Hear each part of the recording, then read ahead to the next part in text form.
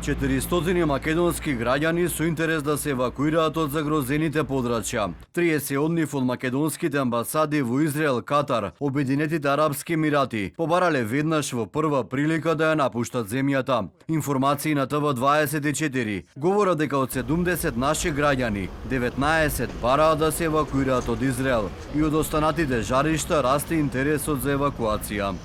Во Катар 20 македонски граѓани се заглавени на крузер, од 65 македонски граѓани, 11 побарале евакуација од оваа земја. Во Дубај од 360 македонски државјани, 300 побарале да бидат извлечени. За дел од нив не се исклучува можноста да се евакуираат преку Египет. Велат извори за ТВ24.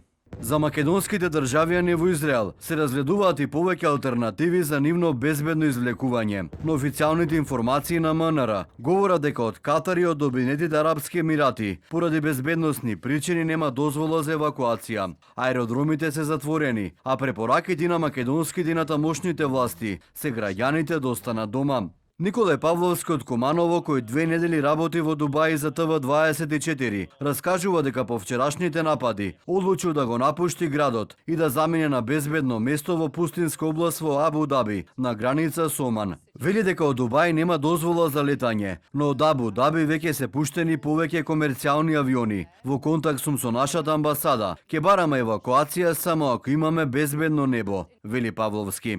Нема проблем, доколку има можност би прифатил евакуација, но моментално, бидејќи се наоѓам надвор од Дубај и од Абу Даби, сум безбеден.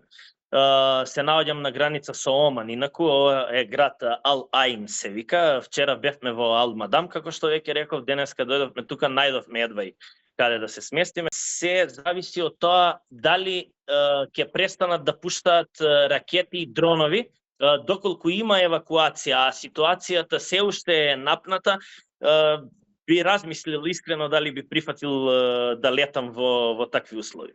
Од македонската амбасада во Емиратите попладнево соопштија дека се разгледува и можноста нашите граѓани да се евакуираат до Саудиска Арабија со автобуси. Вчера МНР успешно од Иран преку Турција го евакуирала македонскиот фудбалер Стефан Ашковски. Од МНР вела дека со сите пријавени лица се одржува редовна комуникација, се преземаат активности за евентуална асистенција и нивна безбедна евакуација, но се зависи од развојот на состојбата. Последните информации говорат дека попладнево по локално време полетале првите патнички авиони од меѓународниот аеродром Заед во Абу Даби, првиот супател кон Лондон, а по него биле реализирани повеќе летови кон Париз, Москва и Амстердам и по неколку дестинации во Азија.